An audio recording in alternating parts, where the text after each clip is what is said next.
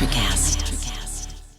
Why wait to see if you'll get something you like this Valentine's Day when you can go to BlueNile.com and find something you'll love? Whether you're looking to treat yourself to a little winter sparkle or show a galentine how much you appreciate them, Blue Nile offers a wide selection of high-quality designs, expert guidance, and free 30-day returns for the ultimate peace of mind. You can even design your own jewelry. Right now, save up to 50% at BlueNile.com. That's BlueNile.com. This episode is brought to you by Shopify. Whether you're selling a little or a lot, Shopify helps you do your thing, however you cha-ching. From the launch your online shop stage, all the way to the we just hit 1 million orders stage. No matter what stage you're in, Shopify's there to help you grow.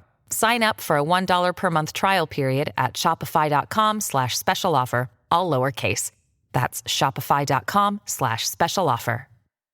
On this episode of Missing the Point, with the Royal Rumble this Sunday and the road to WrestleMania about to begin, we get back in the ring for another episode of Cheap Heat. We'll preview this year's card, who are the favorites to win the Rumbles and main event WrestleMania. We'll also look back to some of our favorite Rumble moments, saves, wins, and eliminations that have made the Rumble so memorable. But first, some housekeeping. Missing the Point is a 1-hour podcast recapping the biggest stories in the world of sports with a New England flavor. The show notes and transcript of today's episode can be found in the description box below, as well as on our website, www.mtpshow.com.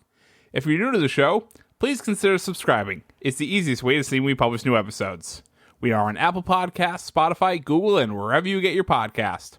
If you're listening on Apple Podcasts, make sure to rate the show and leave a review for a chance to win a free Missing the Point t-shirt. Be sure to follow us on all of our social medias. All of our links will be in the show notes. And check out our brand new website, www.mtpshow.com. That's mtpshow.com. And now, this is Missing.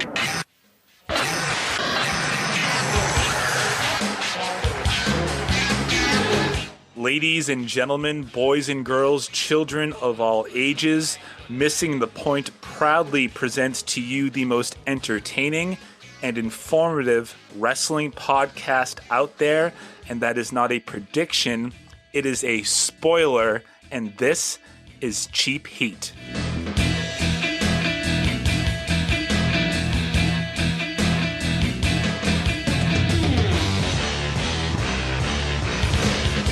Welcome everyone to episode 3 of Cheap Heat. My name is Michael Marcangelo, and today we are talking about the Royal Rumble, past, present, future, but mostly past and present.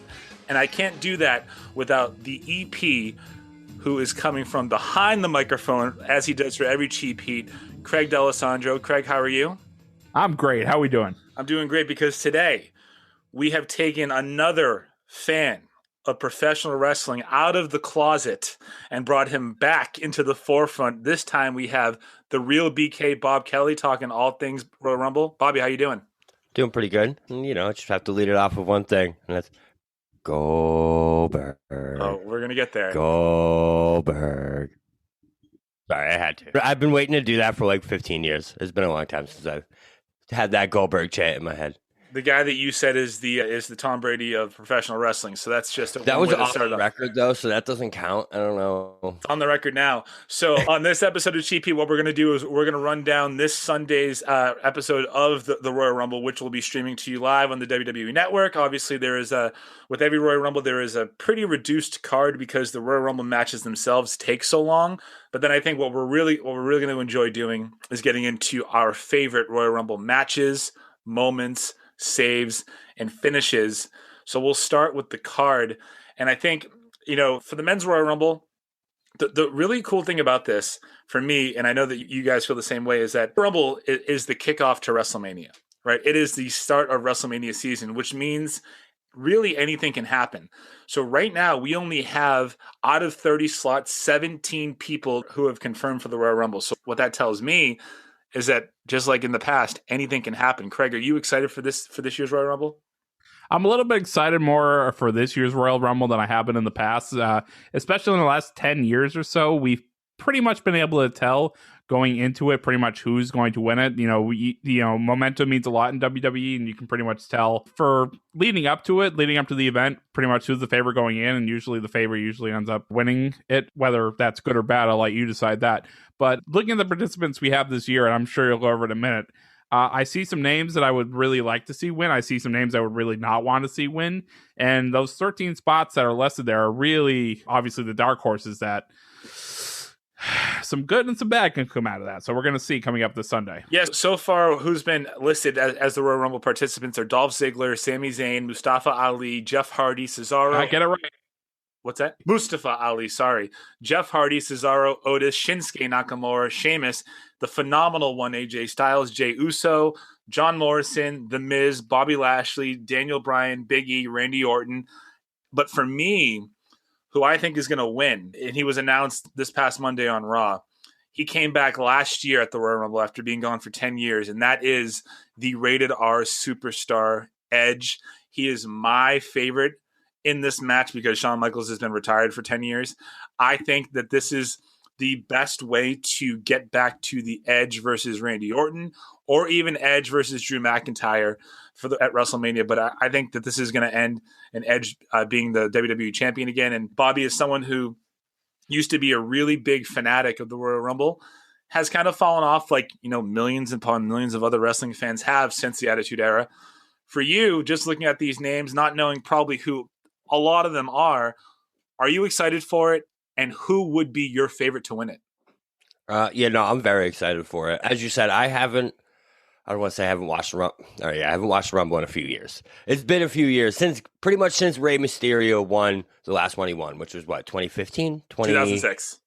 Wasn't he a finalist in like 2012 or something like that? He's only won. I'm sure he was a finalist, but he didn't win. He's only won one. Right, well, since the last one, I remember Rey Mysterio watching. I don't even remember what year it was, but yes. So Edge to me, I think, is a really good choice though, because from the more I read, the more things I've been doing about this Royal Rumble is WWE loves to take guys who haven't been in the sport for years and bring them back to prominence. And the Royal Rumble is the place for them to do that. You've seen them do it year after year. We saw Goldberg a few years ago. John Cena did it after tearing his pec. There's just been time and time again where guys go from you haven't seen them in a few years to back into prominence because of the Royal Rumble. So I think Edge is a great pick. Another underdog to me, I've been seeing this name a lot, is Brock Lesnar.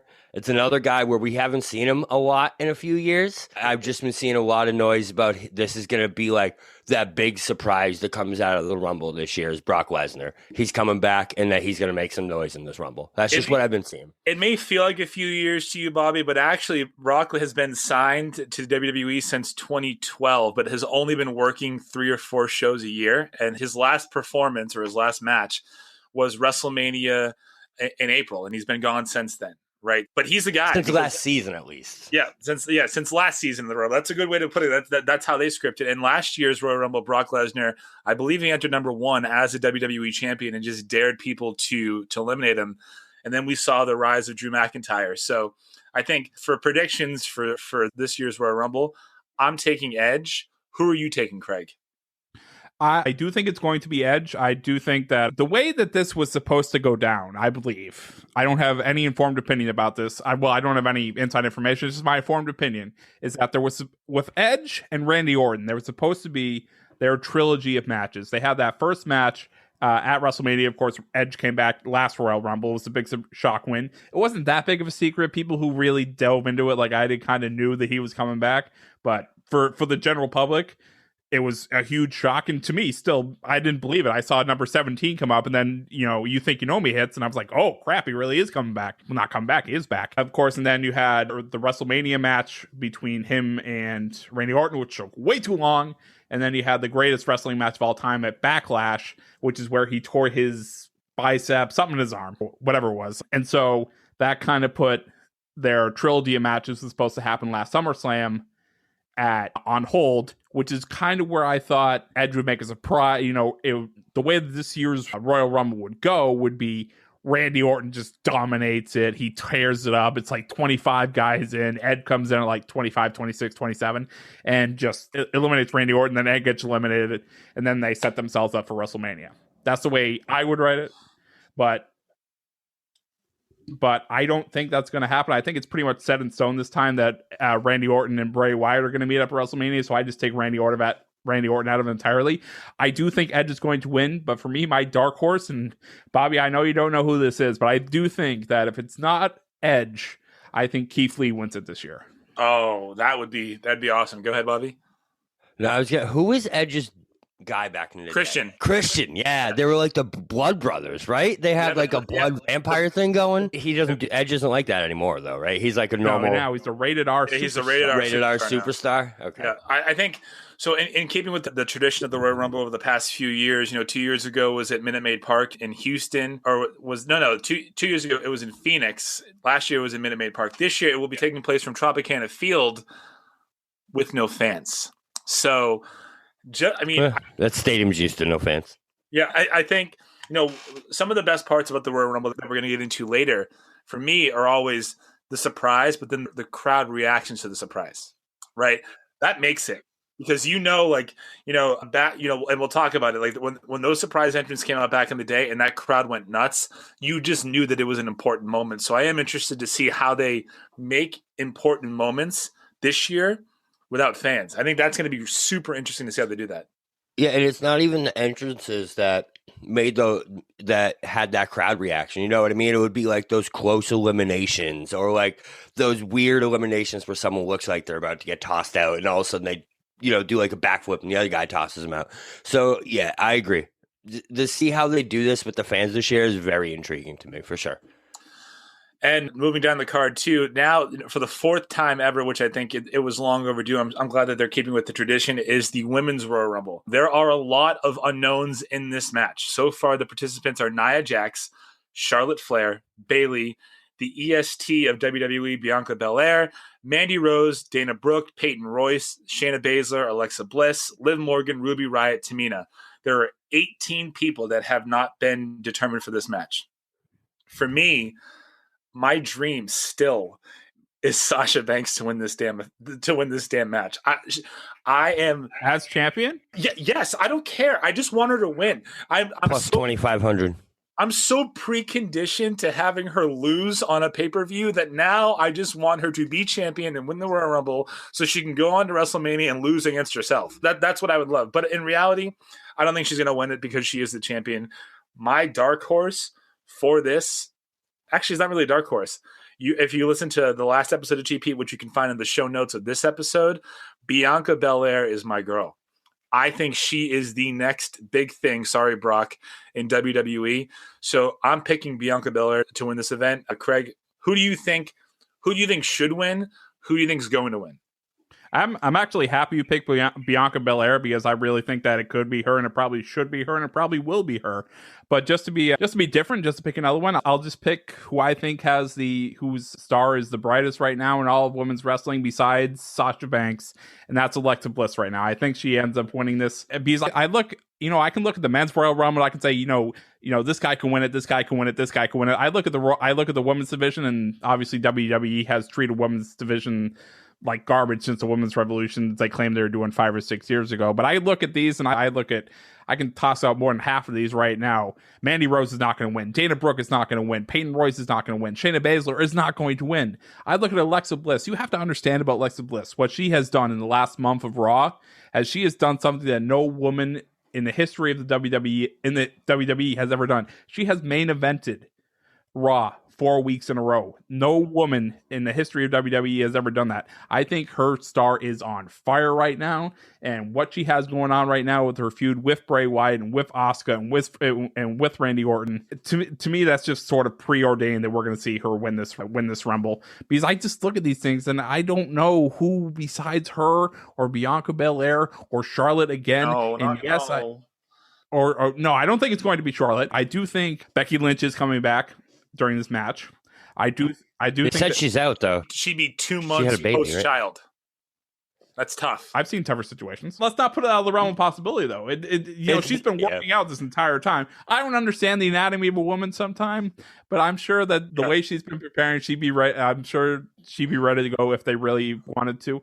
And they'll have, instead of the man, she'll be the mom gimmick. That's all ready to go. The t-shirts are already printed. But to me, it's Alexa Bliss. That's who I look at. It's not going to be, what are they going to do? Put Ruby Riott in versus... Well, hold on.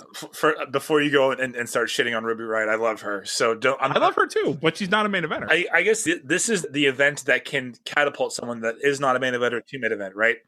So 2 things that you said that I loved. If Becky Lynch shows up, I'm in. Like Sasha, love you, mean it. But like if Becky comes back, I'm picking her to win it. I want her to win it.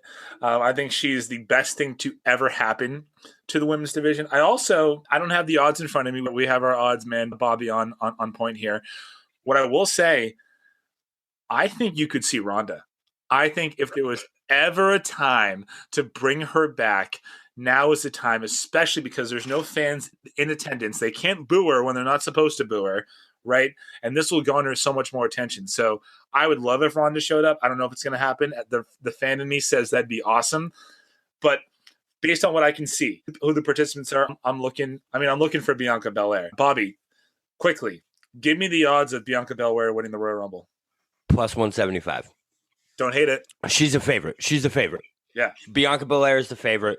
Alexa Bliss is 2 at plus 333. Charlotte Flair is 4 at plus 600. Yeah. And then so the Ronda Rousey thing is Ronda Rousey. I guess we're tight. We have a nickname for her now. Ronda Rousey. You're there. All right. Yeah, I just combined them. So she is right now 1, 2, 3, 4, 5. She's 7th right now at plus 1,600.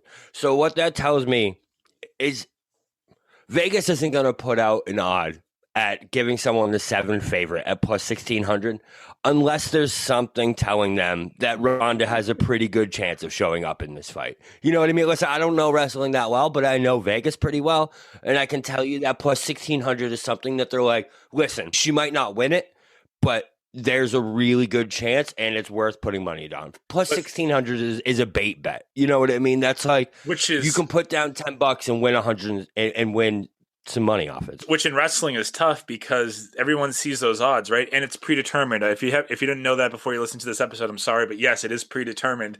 That would be like putting still new to me, damn it. That would be like putting a plus 1,600 bet on Khaleesi dying in the final episode of Game of Thrones, right? The producers knew that it happened, so they could cash in on that. So that's always the interesting part of bets in wrestling for me. I do want to transition because I know that the bulk of this show is going to be dedicated to the past moments, but there is one guy that Bobby has always been a fan of. One person that always garnered his attention for professional wrestling. He was the man in a company that went out of business in 2001, but was the number one wrestling company for a very long time. WCW had a streak of 173 wins and 0 losses. And now in 2021, Bill Goldberg is challenging for the WWE Championship. That's the only title he's never held in pro wrestling in the two major companies. What I will tell you is that every time since he's come back in 2016, he has beaten every champion that he has faced in that match. Drew McIntyre is on fire right now. He's reinvented himself since last year's Royal Rumble when he eliminated Brock Lesnar. The entire place went nuts. It was actually a bigger reaction than he got for winning it. So now he's in this weird position where he has to go against Bill Goldberg, who's, long past his prime, but still has all of the notoriety and will garner some attention. So what should they do in this match, Craig? And what will they do? I think the two are one and the same right there. And I think it's, I've been reading online about what's probably going to happen in this match and what's going to happen in the Royal Rumble. I know I'm going to contradict myself when I say this, but my understanding is the way it's probably going to go is that Bill Goldberg will lose in the Drew McIntyre Goldberg match will probably be the first match on the card, and Goldberg will allegedly lose that match and then come into the Royal Rumble and end up winning the match. And I can see by the look on your face, that's not the way it should go at all. The way it should go, and the way I think it will go, is the way it always goes with Bill Goldberg. They build it up for weeks that I'm going to be the guy that ends up beating Bill Goldberg. I'm not going to lose in 30 seconds to Bill Goldberg, and then they ends up losing in 30 seconds to Bill Goldberg. And that's probably what I think is going to happen. And Drew McIntyre might come out and win it. That's the way that they're doing. That's the way that I'm hearing they're going to do it right now. I hope it's not the way they do it. But I do think that when the Royal Rumble is over, Bill Goldberg walks out of there with that World Heavyweight Championship. Okay, so a couple of things that we should just unpack there. Bill Goldberg should be a face, right? A baby face, a good guy, a guy that everybody cheers. Drew McIntyre is also a baby face. So on paper, this match doesn't make any sense. It doesn't make any sense to have your young babyface champion who beat Brock Lesnar in less than 5 minutes at WrestleMania lose to a 50-plus-year-old Bill Goldberg. So, Bobby, who's next? Goldberg. No, I love Goldberg, man. And so I was trying to explain this to Katie earlier of why I think Goldberg is, to me, a guy in wrestling that will never, because he doesn't have any gimmicks. He's never that guy. Listen, Goldberg's just a beast, and he's going to come out and beat the shit out of you because he can. Like, look at his moves. You know what I mean? His number one move is a spear and a jackhammer. I don't know. You know, he literally, his number one move is, I'm just going to tackle the fucking shit out of you. You know? So, like, that's why to me, that's why I always gravitated toward Goldberg, because it was just like, there is no gimmick. There is nothing. It was just, I'm here. I'm going to whoop your ass. And that's what's going to happen because that's what I can do. I also kind of agree with Craig with the way he thinks that it's going to go and what he's been reading. I see Goldberg in this WrestleMania. Not in the WrestleMania, in the Royal Rumble. I just think that's the way that they're setting it up, and that's the way it looks like it's going to go, is that Goldberg's going to lose to McIntyre, and he's coming into that Royal Rumble. And just because of the reaction they got out of it a few years, WWE's not dumb. So they see that, and that's what they want. They want that reaction. They know people will react to it on Twitter, seeing Goldberg come in from the Royal Rumble, seeing him come in and seeing him, you know, they love that shit. So that's what I think is going to happen. I'm with you, Craig. So what should happen is Drew McIntyre, who is the younger champion of this sport, of this company, should triumphantly beat Goldberg, and they should shake hands after the match as a passing of the torch. What I fear will happen. So like a Tom Brady, Pat Mahomes, like. Yeah, stay tuned for the live show. What I fear will happen is Goldberg's going to win. And he shouldn't win. Like, I love you. I mean it. Like, I think his runs from 2016 through now far outweigh his 1 year run from 2003 to 2004 in WWE. He's been treated the right way. They've been trying to treat him as like the new Babe Ruth, right? Like what they wanted to treat Bret Hart back in the day. They bring him in a couple times a year as a fan favorite to always come out on top and do the right thing. That's good when you're having him face heels. McIntyre is not a heel. He does not need to lose to a 50-plus-year-old Goldberg. In fact, some might say, and I will say, that it will hurt his cause to lose. That being said, I think he's going to lose. I'm already mad. You can already envision me throwing a beer at the television while watching this because I know it's going to happen. Anything else we want to talk about in terms of this match? I know that Bobby just got a little jackhammer in his pants over the fact that Goldberg's still wrestling. Jackhammer. Yeah, it's just unbelievable to me. It really is. Like, listen, I remember watching Goldberg when he won 12 matches and was somehow 106. You know, like, to me, it was just like, to see him come back into Royal Rumble a few years ago, like, honestly, that was what brought me back into watching wrestling videos again. I saw Goldberg come back, and I started watching the YouTube videos again of these Rumbles, and I started watching things again because I was like, holy shit, Goldberg's still here? So it was just... I love Goldberg. And like, Bobby, I'm so glad that there is something that happened recently that brought you back into wrestling. I'm just like, you are the person that they're going after with moves like this, which upsets people like Craig and I who watch, unfortunately, every single week. And, you know, we can just kind of tell. What I will say is if they do this match, I hope that they do it first. I hope this opens the show because I have a feeling that this match, if there were fans in attendance, this would be the match that leaves a sour taste in your mouth. So you want to have the entire card left to rectify that. The next, which being a match on this card that I think is going to steal the show, is going to be the last man standing match between Kevin Owens and Roman Reigns. For those of you that are new to the show or new to professional wrestling or just starting to watch it, Roman Reigns is the cousin of Dwayne "The Rock" Johnson. He is part of the best, I would say, one of the best wrestling families in all of professional wrestling, the Inoue family. And he is the nephew of Yokozuna from back in the day, Rikishi, the Usos. But up until this year, he was a guy that was always pushed to the top as the next babyface. We're supposed to like him. He took about 6 months off between April and August because he last year just overcame leukemia again. He had to leave, but he fought it. So he did not want to put himself in a position to be around COVID-19 or to get sick. He comes back as this badass heel. And he has the best speaker in the history of professional wrestling in his corner, Paul Heyman, who's you just hate. You love to hate him. So now this guy, man, I love Paul Heyman.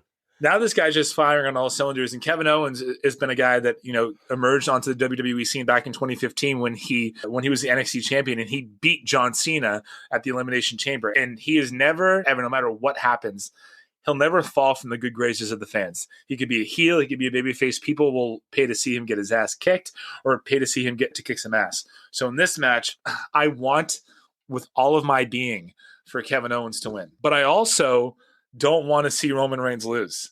So what I think is going to happen, I think that there's going to be some outside interference, which causes Kevin Owens to stay down for the count of 10, which results in Roman Reigns winning. It's the only way that you can protect both people. So I'm predicting a win here by Roman Reigns. Craig, what do you say of that, and what do you hope happens? Getting back quickly to your thing with Paul Heyman, I think they gave him Paul Heyman when he was first coming back because Roman Reigns as a face wasn't the greatest talker. Mm-hmm. He could do some promos, he could talk all right, but he definitely wasn't. He definitely couldn't. He wasn't that charismatic. Like he wasn't that. No, as a face, he wasn't that charismatic. That's why they put Paul Heyman with Brock Lesnar back for the past 16 years. Yep. All the way back when he first debuted in 2004. They put Paul Heyman on it because Brock Lesnar can't talk with the dog. He tried that, I don't know, when he first came back in 2011 with John Laurinaitis trying to get his ice cream bars or something. Maybe that was CM Punk. And it was just a disaster. And they immediately put Paul Heyman back with him. And that's the reason why, because Brock Lesnar can't talk. He can just destroy people. And he's very good at that. And that's how they've made millions of dollars off him. With Roman Reigns, they've, as a heel, he's given some of the best promos I've heard in years on this product. At the head of the table, all that stuff. He's just been phenomenal work on him. And I'm sorry, and I love Kevin Owens just like you do. He is the hottest product in WWE right now, and I'm sorry, you cannot just. I love Kevin Owens as WWE champion. I think one of the most entertaining angles in the history of wrestling in the last 10 years has been with him and Chris Jericho, the list of Jericho, all that stuff, 5, 6, 7 years ago at this point. But it doesn't work in this particular time now. That storyline is just white hot. It has to be protected. It has to eventually lead. I don't even want Roman Reigns to lose the title at WrestleMania this year. I bet he's going to be Kevin Owens again. I don't know. I guess that's the only guy they could throw at him besides Shinsuke Nakamura. But I don't think Roman Reigns loses that title until next year's WrestleMania, not this year's. Yeah, I mean, for me, just one thing I wanted to just talk about a little bit, what that you just mentioned, Brock Lesnar not being a good promo.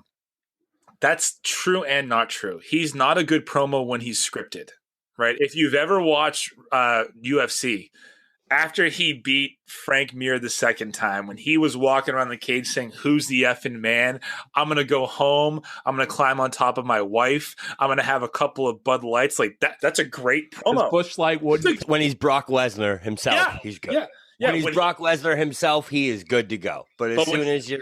But when he's handed then you put him on a PG product, and then he can't do that. When he's handed a piece of paper written by a 70-something-year-old man that says, "I have fought much a foe," like, who the hell wants to? You don't want to hear that. So with Roman Reigns, I feel like I remember when WWE was trying to shove him down everyone's throat as that babyface for years and years. They made him. I remember we were roommates at the time when they made him number 30 in that Royal Rumble, and people lost their fucking mind. They were so pissed because everyone was like, "Fucking Roman Reigns every year is the same bullshit." And I They remember even tried to always take out an hearing- insurance policy for that by having The Rock come out and help him. There, and people are like, they won't boo The Rock. Will get him over, and then they booed The Rock. Right, exactly. So like, and I feel like they just wanted him to be that, but like the entire time, I feel like everyone knew Roman Reigns is a heel. He's a heel. That's just what he is. And like, you can't take a heel and make him a babyface. It just doesn't work that way. You can be a heel and be rooted for a la The Rock back in the day, but you can't take a heel and make him a fucking babyface. You can't do it. What they're doing with Roman Reigns now is, I feel like, correcting the mistake they made with John Cena for so many years. Yes. They protected John Cena so much because they were projecting their merchandising. Yep. They were projecting his good guy Hulk Hogan image. Mhm. And this is true. The top guy usually is a face and just untouchable. I don't think Hulk Hogan was ever a heel in WWF time. He tried. But, They brought him back as a heel in 2002, and then the Sky Dome cheered him against The Rock. So Because it's just like, it's Hulk Hogan. You can't crisscross. You know what I mean? You can't do it. So I think that was a calculated risk on Vince McMahon's part that has obviously worked tremendously. yeah, I think they should have done it sooner, but a lot of times they don't do it at all. So the fact that they did it this time, I think it's perfect. I also think he's been done such a disservice by the fact that there are no fans in the stands, because if there were people in those stands, I'm telling you, he would feed off the crowd. Now, the one thing I will say about him is that he's not a good promo in the current context of reading a script, but he has the instincts to play the audience. He knows when they're with him, when they're against him. So all he would need to do 3 years ago was when he was out there saying, like, it's my yard now, after he beat Taker and they booed him, and he just needs to look at them and say, For 16 minutes. Yeah, he stood in the ring for 16 minutes. You're gonna he just got booed. Yeah, you're gonna boo me. That was the greatest heel promo in the last 10 years, and all he said was, it's my yard now, and the place went nuts. So I'm all for Roman Reigns. I'm on the Roman Reigns bandwagon. There's one more match that is on this card. It's the Women's Tag Team Championship match. I wish that it was not this forgotten or throwaway match, but it is, because they have done such a terrible job of building up the division in terms of tag team wrestling. It's Asuka and Charlotte versus Nia Jax and Shayna. I fully expect Asuka and Charlotte to win. I hope that they win, and I think we can just move forward. Do you care about this match, unfortunately? The women's tag team match? Yeah. I should. I don't. Right. I don't think that they know what they're doing with it. They put the two, top performers on one team. I don't think they know what they've been doing with these titles since they brought him in. I know they brought him in 2 or 3 WrestleManias ago, and the Iconics won him. Yep. And it was going to be a big, huge thing. And they just haven't known what they've been able to do with him. Yeah. They just, because even the teams they have right now on the women's tag team, they're not real teams. Aren't really good. Mandy Rose and Dana Brooke, they broke up the Iconics, Right. One of the best tag teams in WWE. It's the Riot Squad. That's Asuka and Charlotte Flair, the Riot Squad, which I have a whole thing, which I can talk about at some other point in some other show. It's the tag team division for women should be good, but it's just not. They don't do what they used to do, I feel like, with the tag teams and stuff like that. Like, it used to be, like, entire legions, and, like it wasn't ever just like, oh, we're going to put these two guys together. I think they'd be a good tag team. It was like, it was like the Attitude Era and DX, and, like, there was actual, like, teams where it was the like, smoking guns. Right, these guys are your fucking squad. And, like, it doesn't matter what two guys we put together from those teams. That's, you know what I mean? Those are your guys. Until you get to the Rumble, then it was always every man for himself. But that's right. And Bobby, now we're going to get to the point of the show. Like, where's the reason why, we brought you back? You asked to come on. You've been telling us for months that the Royal Rumble is your shit. It's your jam. It's what you know. It's what you want to talk about. So now I want to take a step back and just talk about some of the things that made us all wrestling fans in the first place back in the 90s, in the 2000s. I'm still a wrestling fan. Craig's still a wrestling fan. Bobby fights it sometimes, but I was roommates with him for 3 years. Whenever there was a wrestling show on, he was right next to me watching. So for you, top saves in the Royal Rumble, right? The first one that we have here, it's in there twice, so I'm just gonna read it off. So saves is meaning, we're gonna define this for our listeners as, you thought they were eliminated, but they weren't. That maybe they did something that was outside of the box at that time to keep themselves in. Number one on the list that we have is 1995. Shawn Michaels, he entered that Royal Rumble at number 1. Davey Boy Smith, the British Bulldog, was number 2. They fought all of their way to be the last 2 entrants. And what appeared to be the ending of this match was when the British Bulldog clotheslined him over the top rope and he skinned the cat. Only 1 foot touched the floor. They played the British Bulldog's music. He got on the top rope and celebrated. And out of nowhere, that little bastard, Shawn Michaels, HBK, came up behind him, tossed him over, and he went on to win the Royal Rumble. For me, I'm a Shawn Michaels guy. I'm HBK for life. Although I'm wearing a Bret the Hitman Hart t-shirt, I'm HBK for life. This, for me, was one of the greatest, and for its time, was one of the most innovative saves that they've ever done. Yeah, and the thing I love most about it is when I was rewatching this is they were kind of ahead of their time with the angles that they had on this. Like seeing they have one angle where like they're like, "Oh, did he touch? What happened? We don't know." And like it was kind of like a 2-minute where like you didn't know who actually won. They were confused, and all of a sudden they have this camera angle where they show Shawn Michaels, and you see the 1 foot touch. There's 2 refs there, and you see them both just like, "No, he didn't touch." And the Bulldog music's playing. Yeah, that was such a good Rumble, man.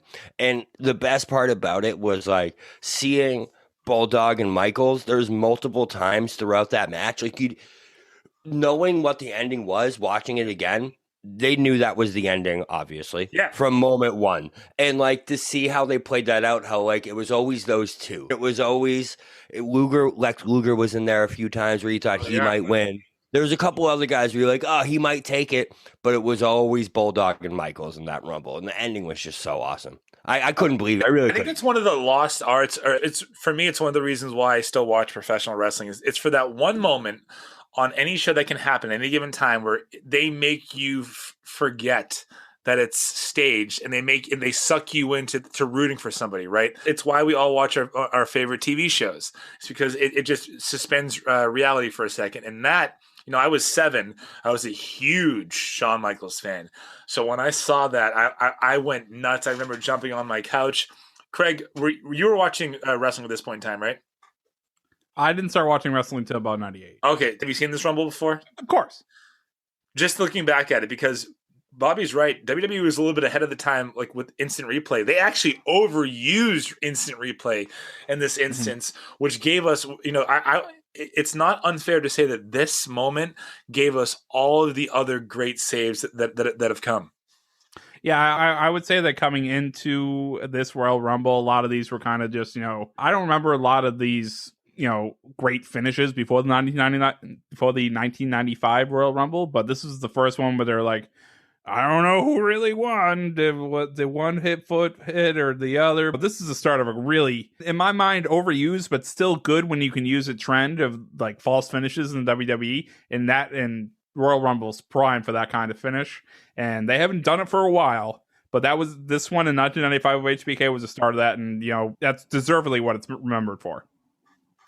I think also, if we're going to talk about saves in the Royal Rumble match, Kofi Kingston should have his own segment. This guy, you just can't eliminate him the first time. Whether it's throwing him over the top rope, and then the Miz pushing his legs so that his hands are walking on the handstand. He's doing a walking handstand, a hand walk, and then he gets himself over to the steps, comes back in the ring. The whole crowd goes nuts. If it's he lands on other people, lands on the table, jumps on the chair, hopscotches the chair to the barrier, jumps. That was my favorite one for sure. When he goes over and borrows the chair from the announcer, from JBL, uses it as a pogo stick all the way back to the ring. Yeah, it was so good. And then he jumps from the barricade to the ring, which is a 7-foot jump. That's pretty tough for anybody. And then there was also when he landed on Big E's shoulders. So Kofi Kingston, for me, I think. I was at the 2011 Royal Rumble in Boston, and he was doing some crazy shit then. He's still doing the crazy shit now, which is 10 years later. I think that guy, you can bet that he's going to do something fun if he's in the Rumble. Unfortunately, he's not this year. That's the problem. So we think. Yeah, I was just going to say that his name's on the odds list, so it's not out of the question. But with Kofi, the funniest thing with him is like he always has these miraculous saves, and then he almost every time. He's knocked out within a minute. he'll have this unbelievable save, and then he's just gone. It's like, has he won one? Kofi hasn't won one, right? No, he's not. That was the thing I kept seeing was like, some of the pages were dated, but it was like Kofi has all these saves. Every single one, he has these great saves, but he's still never fucking won one. And it's just funny because he's a storyline every year of like, what is Kofi gonna do this year and not win? I would also, in this little thing with Kofi, I would also link not John Morrison, who I know we're going to get to, but I would also link Naomi in there because she's had some of those too. Yeah. Oh, for sure. I think the next one for me, it kind of came right after the Shawn Michaels 195. It was 1997, San Antonio, Texas, the Royal Rumble. Bret Hart, I believe, eliminated Stone Cold Steve Austin, but the referees didn't see it. So then he goes out and then he pulls Bret over. He eliminates Bret. And Stone Cold goes on to win his first of 3 Royal Rumbles. I think for me, that's when Stone Cold was in top heel form. But they had never done it in a situation in the WWE where someone was actually eliminated. Everyone saw it, but the refs didn't. And they let him stand. Yeah, and it was the perfect first person to do that, I feel like. He's the personification of what we were just talking about. It's like, he's the best heel ever, right? He's up there. Because, like, I've never rooted so hard for someone that they wanted you to hate. Like, it's just everything they did made you want to hate Stone Cold. And it actually got to a point where they turned his heel into, like, not a baby face, but they turned him into, like, an anti-hero. An anti-hero, right, exactly. Like an against the man type hero, yep. Right, yeah. But yeah, no, that one was awesome. I loved that entire, yeah. That was like the intro to the Attitude Era, too, where it was like, it was above, all those wrestlers lived above the rules. They were above, like, everything that was happening around them. That was a good one. I love that one. Bobby, you came guns a-blazing on this topic. So what are some of your other top saves of all time? So I love the Rey Mysterio versus Edge one, where it literally looks like Rey Mysterio is gone. And he grabs Edge. I think he grabbed him by the hair almost and just rips him out of the ring, and Rey Mysterio wins. Rey Mysterio is also one of my favorite wrestlers ever. I love Rey Mysterio. Yep. The other one, The Rock grabbing the ropes and eliminating the Big Show to win the 2000 Royal Rumble. Yep. That's one of the best finishes that we're ever going to see. That was another one of those where it was like, oh, the Big Show's about to win. It's over. He was dominating everyone. I'm pretty sure the Big Show eliminated like 8 people in 2 minutes in that Royal Rumble. And The Rock grabs him and just eliminates him, and The Rock wins. That was when The Rock was at his top heel moments, too. And they were building the Big Show at that time. It's just, as he always should have been, unfortunately was, this giant, unstoppable monster who was one of the best athletes I've ever seen for his size, jumping over the top rope, not just stepping over it, and doing it so fast when he did it like 20 plus years ago at this point. Yep. Then people were just like, how are you going to get the Big Show out of the ring? He's 7 foot tall, 350, 400 pounds. You can't get rid of him. And like The Rock got him out the only way you could with his own momentum. Yep, exactly.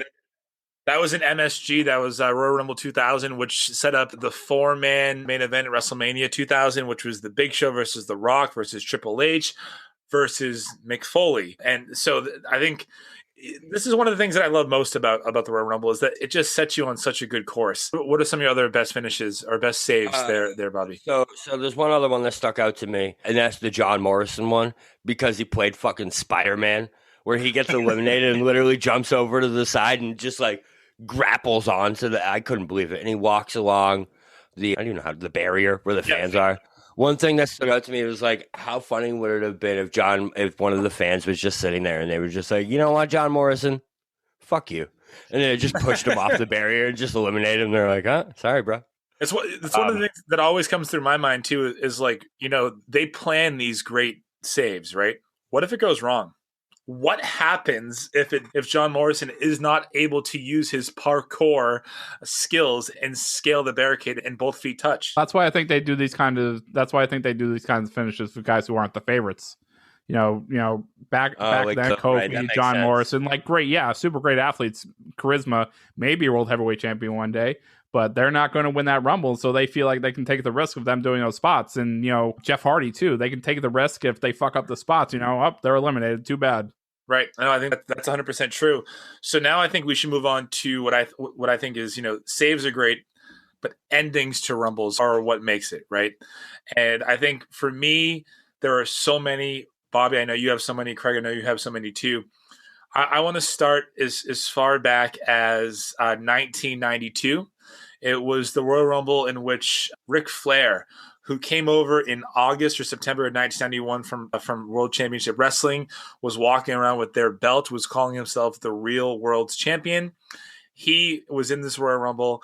It was, I believe it was him, Sid Vicious or Sid Justice, whatever he was called at that time, and Hulk Hogan at the end.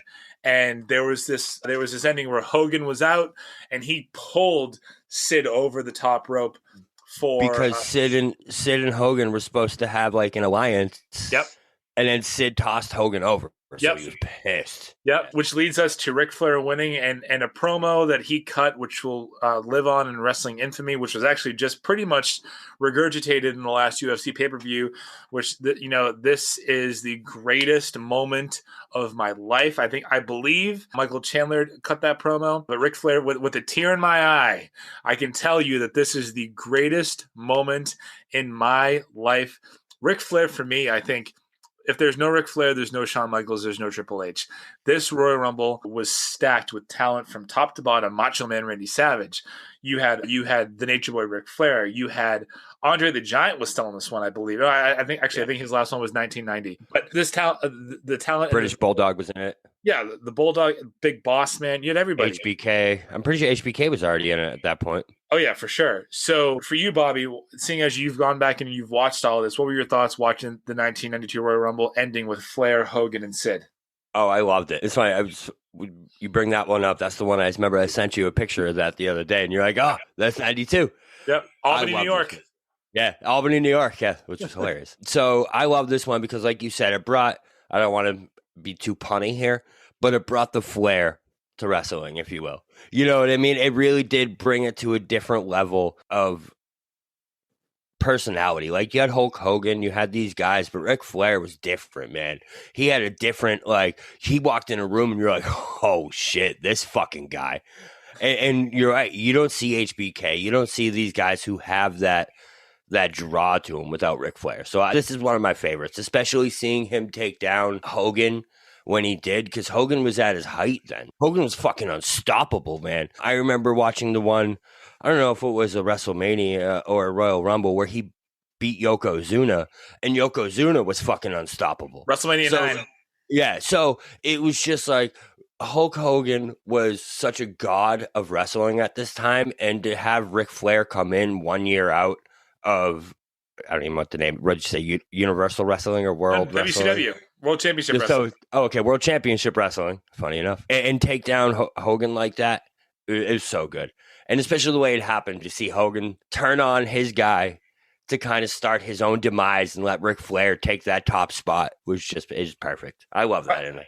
By the way, the reason that happened was because Hogan did not want to lose to Ric Flair at WrestleMania. The main event of WrestleMania that year I believe it was in the Hoosier Dome, so Indianapolis, Indiana. It was supposed to be Ric Flair versus Hulk Hogan, which was a dream match in the early 90s. It had never been done. Hogan refused to lose to him. So what they had to do was do a double main event. It was Sid Justice versus Hulk Hogan, and then the Macho Man Randy Savage versus Ric Flair. So that should never have happened. It should have been a clean elimination to crown, because this Royal Rumble, the winner of this Royal Rumble was the new WWE champion, WWF champion at the time, which is why Ric Flair won. Moving on to 94, I think for me, it just showcased, now if you look back at it, Vince didn't know who he was going to go with. Right? He wanted Lex Luger to be the guy. He wanted Lex Luger to be the new Hulk Hogan, but he had this other guy, Bret the Hitman Hart, DK's favorite, who was just the standard bearer for the WWE at this time, who was the guy that they could always count on to have great matches, to put people in the seats. So the 94 Rumble, Luger and Bret Hart's feet both touch at the same time, which set up a tournament at WrestleMania. So Craig, looking back at it, what do you think of this ending? I remember this one. I still don't know how they pulled this one off, because you had to do such precise timing to get that kind of finish to happen, because and they've done this kind of BS finish in the past where like these guys feet touch at the same time, but to actually pull that off, to script it like that, to have both feet hit at the same time live, these weren't pre-taped, this is live. It was just I don't know how they did it, and I didn't know the backstory that you just explained to me, but now that I know it, that finish makes complete sense. Yeah, and it's funny because like that again, ahead of their time, man. For them to be able to pull that off is another level, and they really did too. Because I watched this one live too, and like they really did fucking pull this off. They really hit the ground at the same fucking time, and it's unbelievable. It really is. Like if it wasn't at the exact same moment, it was close enough that you just couldn't tell, right? And it's a photo finish at least. Yeah, it was definitely a photo finish. I think if you want to keep going, there are a couple other ones we've already talked about. Shawn Michaels, that 1995 Royal Rumble where he entered in at number 1, won it. 1996, his comeback, he wins it again the first time. I believe at this point that there was a back-to-back winner up until 97, 98 and Stone Cold Steve Austin. And then we have, I think one of the most underrated and overlooked performances was when Vincent Kennedy McMahon in 1999 won the Royal Rumble. If you remember that match, first of all, he put a $100,000 bounty on whoever eliminated Stone Cold from it, right? And they were number 1 and number 2, and they fought all around that arena. I mean, they brawled in the bathroom. They brawled. If you watch it again, it's so ridiculous, the entire thing, because they really like all of a sudden you're watching it and it's like Stone Cold and Vince McMahon are fighting in the crowd. You know what I mean? Like 1 minute they're in the ring and the next minute they're beating the shit out of each other in the crowd, and it's Stone Cold in the hospital. You're like, what the fuck? And then he comes back, but before the end of that, I mean, that had all of it. And I think that was Vince at his, I don't want to say that he used steroids, but that was him at his steroid peak. Like if you, he was doing, bro, he walked out of the tunnel and he was a new man. He went from being like a normal looking dude to walking out of that tunnel with no shirt on. And you're like, what? It was like Goldberg. Like I remember the build up to that too, where it was Shane McMahon like training Vince McMahon, and it was like a Rocky montage. It was so good. It was like, look what I've created. Look at the monster I've created with Vince McMahon. In the meantime, I didn't hooked up with Mark McGuire's guy. Yeah. In the meantime, I was like 12 years old. I didn't realize he's been doing steroids and working out his entire life. So I was like, how the hell did he do this? Meanwhile, he's 50 at that point in time, looking like a Greek god. But you're right, Craig. Those montages going up to it when he's punching the hanging cow. My favorite one is when Shane had him chase the chickens. It's one of the funniest things. It's one of the funniest things you're ever going to see. Like when wrestling wants to be good, they can be good. And having Vince yelling the chickens, damn it, and chasing them was one of the funniest things that you're ever going to see. Just doing leg curls going, I hate Austin. Yeah, I mean, I hate Austin. So good. There were a couple other things that happened. I think, obviously we talked about the 2000 Royal Rumble where The Rock eliminated the Big Show. We have 2001 Royal Rumble where Stone Cold Steve Austin becomes the only 3-time winner of that match. 2002, I got this straight off the press, straight from Hollywood. Mr. Wale himself told me that the 2002 Royal Rumble, love you, Rayshawn, with Triple H returning from the quad injury and winning that match. That match also had a couple of great elements. It was Triple H versus Austin for the majority of the end of that match, right? That was awesome. You had a couple of surprises like Mr. Perfect coming back for the first time in, I believe it was like 7 or 8 years at that time.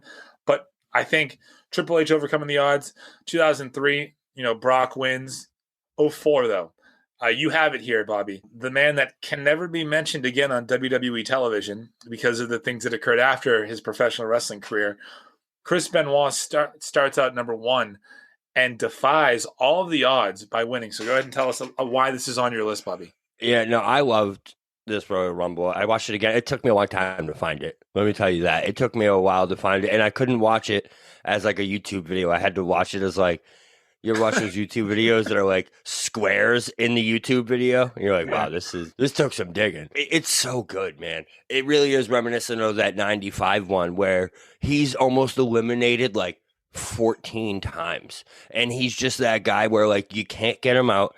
And he's just so unstoppable this entire match. I always liked Chris Benoit when he was in WCW before when he came over to WWE. I was always a Benoit fan. So I know that like he's like taboo in the WWE world now. But like for them to toss this under the rug, man, it's so good. It was such a good Royal Rumble and such a good performance too. Like, just from beginning to end, it was so good. I understand that man probably went through a lot, suffered a lot of traumatic brain injuries, right? But if you don't want to be deleted from the annals of WWE history, here's just a little. Just don't kill your family. Like, I mean it. I don't mean it to be funny. Just don't do it, please. Because his wrestling was better than most. I'd say, like, him winning the 04 Rumble and then going on to WrestleMania that year, which we are going to have a WrestleMania special. You can book that. That triple threat, which you cannot find also. You can watch on the WWE Network, but it just says Shawn Michaels versus Triple H, but neither of them win. Right. And it's one of the great. My favorite thing about that WrestleMania is that picture became a meme in itself. It was just, it was the vintage of Shawn Michaels versus Triple H versus Chris Benoit, and then they changed it to Shawn Michaels versus Triple H. Like, hey, look over here, it's Shawn Michaels versus Triple H versus. Don't worry about it. Don't worry about it. Don't worry about it. Right. Yeah, like so the winner of that match, winner of the Rumble, can never be mentioned again, but it was a phenomenal Rumble. I think now 2005, they remade the 94 Rumble when they had Batista and Cena both get eliminated at the exact same time. 2005, seeing Batista versus John Cena was a breath of fresh air. It's hard to believe because for the next 5 years, those people would be shoved down your throats. But it was a great ending. 2006, Bobby and also Rayshawn, who could not be with us. Rey Mysterio. I think a little bit of a backstory for this one is that in November of 2005, Eddie Guerrero passed away very unexpectedly. He, by far, was one of the most underrated talents ever. He had the entire crowd in the palm of his hands whenever he wanted to. He was that good. Him and Ray were obviously best friends. So the story going into that match was, I'm going to win it for Eddie. And when he won it, I couldn't believe it. I mean, I honestly, I thought it was going to happen. I knew it should happen, but when it did happen, I was like, thank God, because that's the way it should have ended. Yeah, and that was the narrative going into it, is that it should happen. And that's what always happens with WWE, is like they don't ever do what should happen.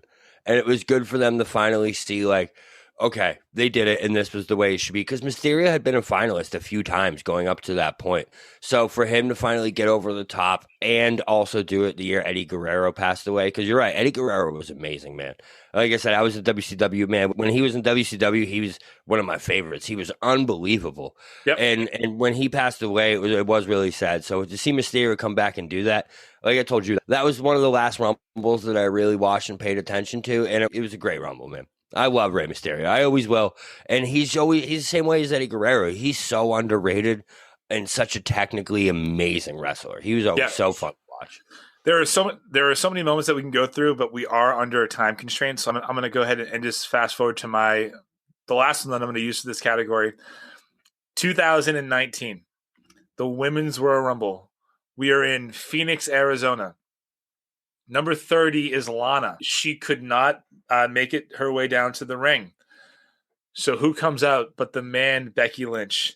And when I tell you that this was a Road Warrior pop, which means that it was a loud ovation for her, when they let Fit Finlay say, yep, you can go in, the whole place went nuts. And when she won that Rumble, I mean, I was out of my mind. I was jumping up and down. Again, as a 31-year-old man, jumping up and down saying, like, it's about time, because she was the right person. Craig, I know that you were watching that one too.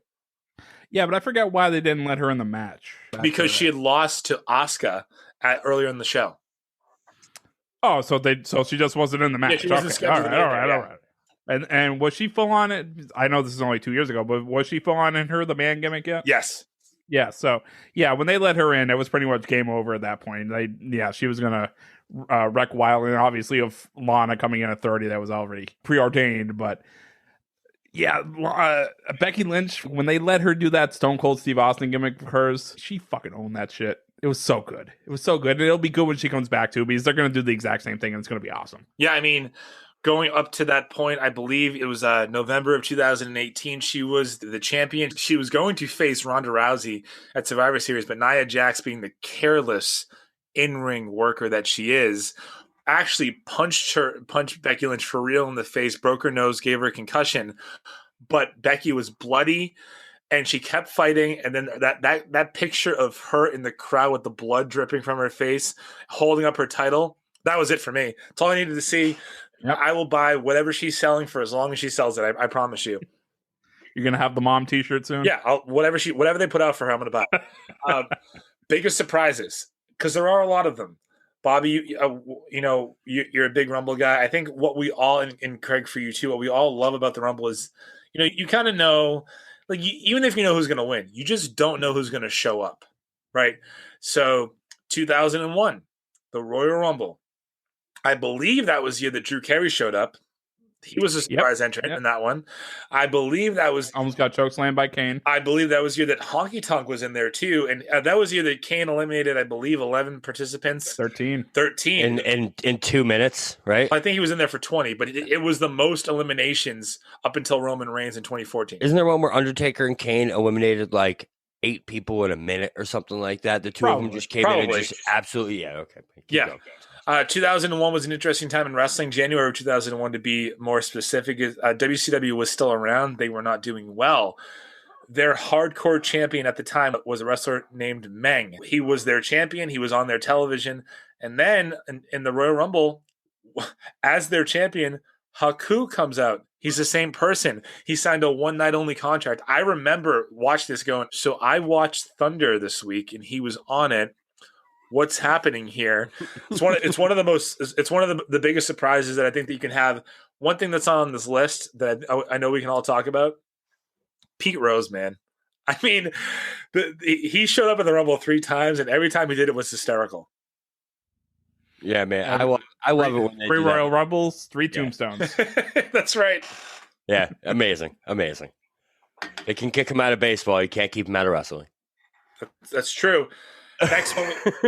I'm sorry, but that's just the most hilarious thing. Pete Rose just showing up, doing whatever he's doing, and Kane and Paul Bearer come down and just tombstone him. It's just the funniest thing. That was WrestleMania 14.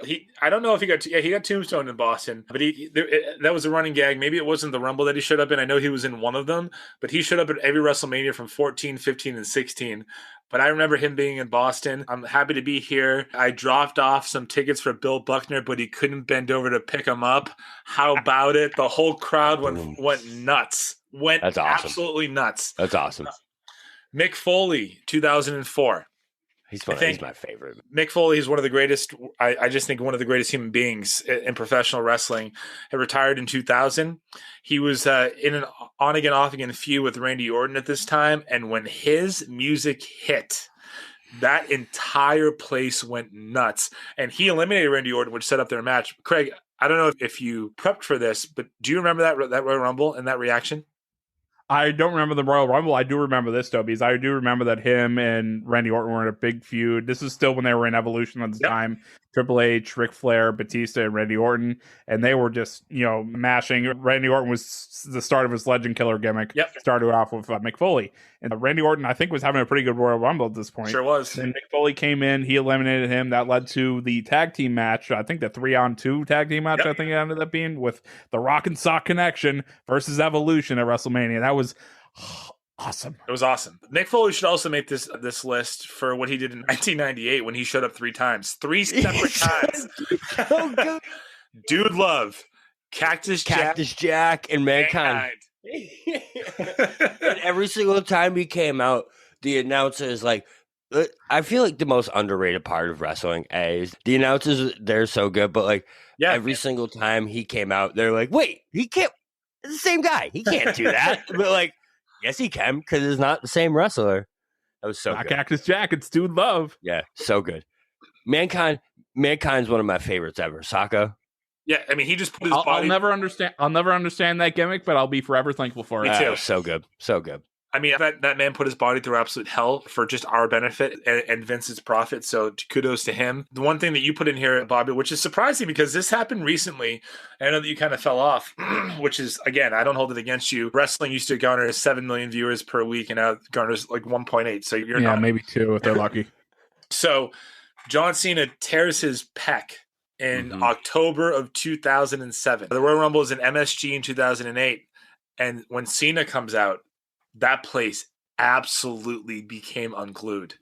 Yeah, no, Cena's one of the guys that, listen, I haven't watched wrestling much, but Batista and Cena are the two that, whenever they were on TV, I was watching. It was one of those where, I loved Cena. I loved his entrance music. I loved everything about him. And when he came back in this one, it was Batista and Cena. And it was you know what I mean? Those were the rivals. Those were the guys that were against each other. I'm pretty sure it came down to those two at the end of this too, right? Yep. I think Cena won this one. It was Batista, Orton, Cena, if I remember correctly. It was the 3 of them I don't know if it was. I'm pretty sure it was. But yeah, that's one of my favorites because when Cena comes out, listen, you know me, I love crowd reactions, and you're like, right, man, that place just lost their goddamn mind when that Cena music comes on, and it's over, man. And it's Madison over. Square Garden, those fans, those are the Yeah, smartest fans in the world. And in 2008, they hated Cena. I mean, and when he came out, that place went absolutely nuts. So it's just a testament to the drawing power that he had. And he wasn't supposed to come back yet. He was supposed to be back in like another 3 months. Yeah. He came back 3 months early. He came back 3 months early to be there, which is wild. 2011, the Royal Rumble. This is the year that they went, instead of a 30-man Royal Rumble, it was 40. It was in Boston, Massachusetts. Yeah. I was there. And I was like, this is going to be okay. It's going to be good, whatever. Royal Rumble happens. Booker T comes out. I'm like, I love Booker T. Like, that is, like, he was my WCW guy. I loved him. And then the biggest surprise, Stevie Ray, the biggest surprise was Kevin Nash. When he came back, I mean, Diesel's music hit, and the TD Garden did not shut up. That was one of the best surprises I think that they could have ever done. That's awesome. Yeah, I loved both of those guys in their heyday. So yeah, that must have been amazing to be sitting there, not be expecting Booker T to walk out, and all of a sudden you're like, "Oh my god!" Yeah, that must have been so cool.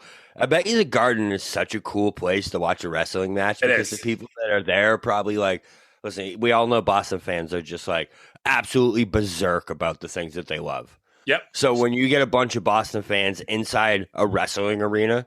Yep. Yeah, that must have been fucking awesome. If you want to ever go back and watch any of Survivor Series from 2008, you will see this beautiful face on your screen the entire time because I was facing the hard camera and I was only like 10 rows from the ring, and I'm in it. When Shawn Michaels comes out, I'm in there dancing. Nice, dude. I'm watching that. What year is that? I'm watching it. 2008. Everyone listening to this, we're gonna watch this. Comment below. I'll send a screenshot. We can post it, but it's 2008 Survivor Series. It's wild. All right, yeah, that's awesome. So we are running out of time. So for surprises, there are two more that will stand out.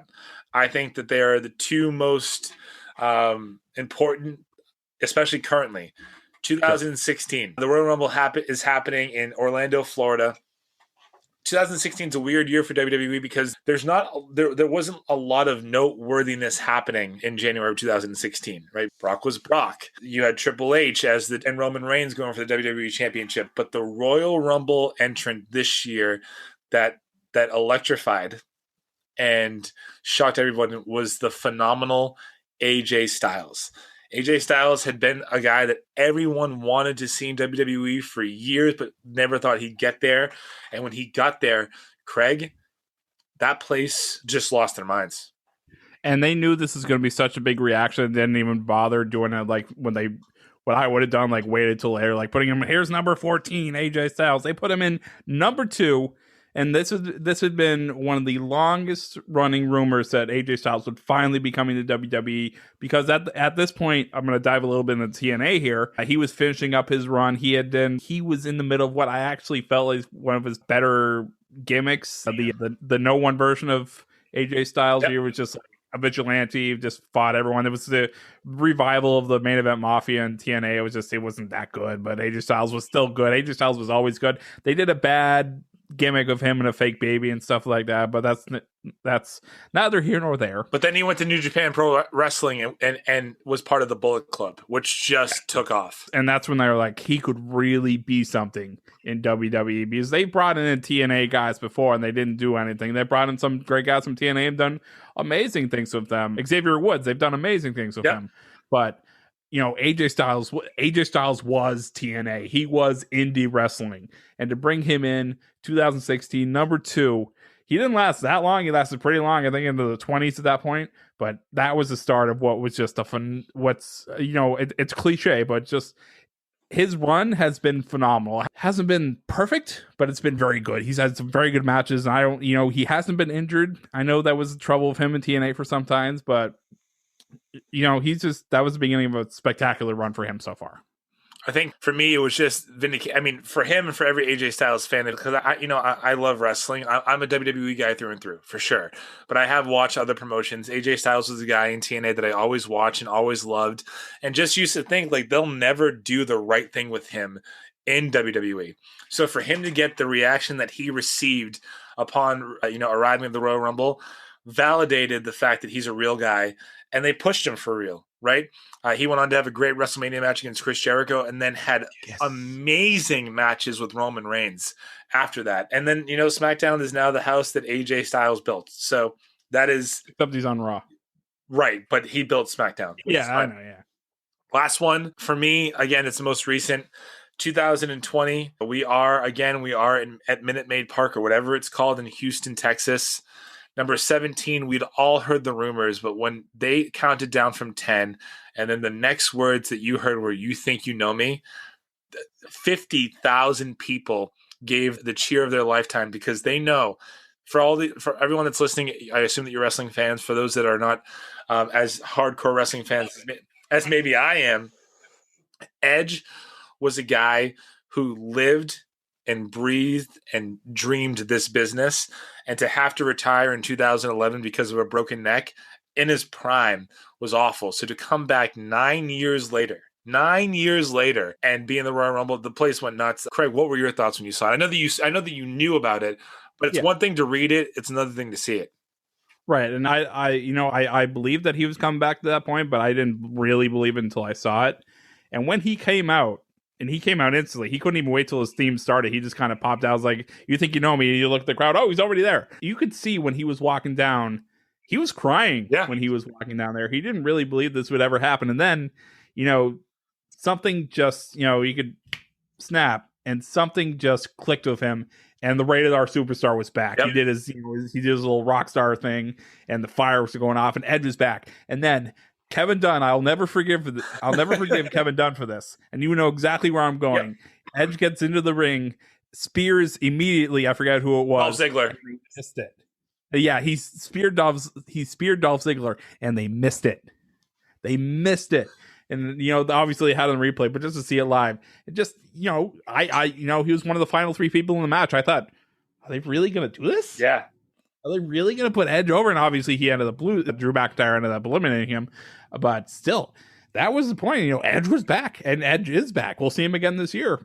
All right, so we're going to finish this up here with just one final segment. It's going to be I'm going to ask you each a question, and then I'm going to let you give your answer. Bobby, given everything that you've seen so far, what is your favorite Royal Rumble match? I think I have to go. So it's one we actually didn't even mention.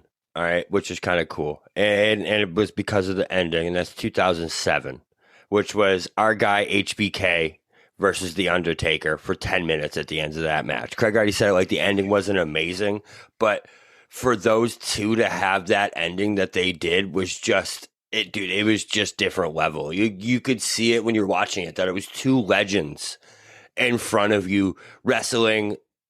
I want to say they're at their prime, but they knew exactly who they were. They knew exactly what they wanted to do. The chemistry between those two at that point was on another level. So that's my that's my pick, just because of the ending. 2007 Shawn Michaels versus Undertaker ending for sure. Craig. Oh, same question. All right, I'm actually gonna go with the first Women's Royal Rumble, because I have felt that while I love the Royal Rumble, I feel like it just wastes a lot of talent.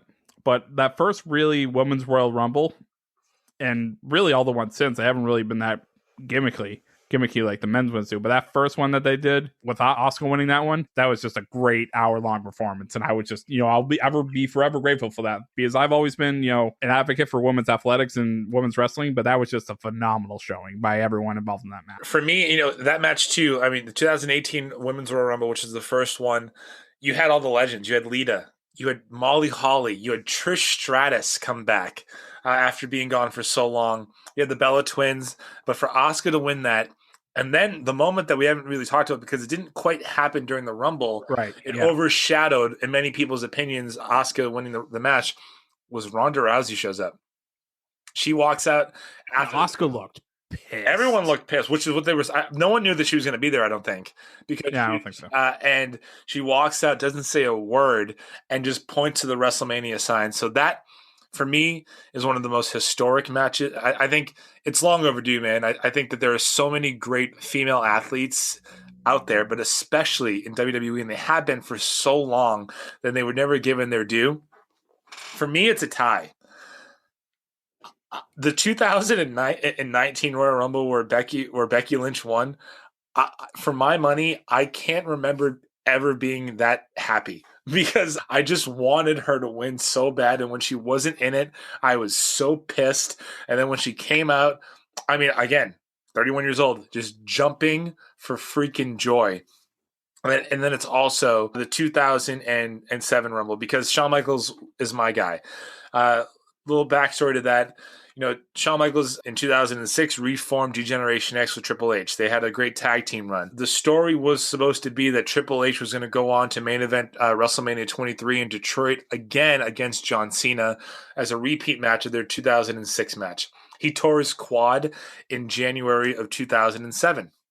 So he was out. So Shawn's the guy.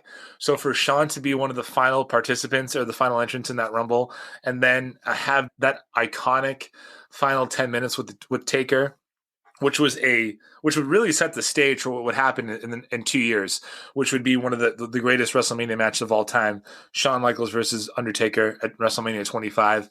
I think it was great. And as you can probably tell, I can talk about wrestling for hours upon hours, but I want to say thank you so much, Bobby, for joining this episode of Cheap Heat. It was awesome to have you. I love the fact I could be here. That on this show, we are pulling people who used to be wrestling fans out of the dark and bringing them right back into the spotlight. So it was great to have you, Craig. As always, you're awesome to talk with on this show. So for Craig D'Alessandro, for the Real BK Bob Kelly, this is episode 3 of Cheap Heat. Stay tuned for our live show this Sunday before the Royal Rumble. You can find that on all streaming apps, and be ready for the WrestleMania edition of Cheap Heat. But until then, thank you so much, and we'll talk to you soon. Miles, are you ready to record our promo for Season 2 of the Wanna Bet podcast? David, have you ever seen a grown man naked? Miles, we're not here to quote lines from Airplane. We're here to tell people that Season 2 starts August 18th.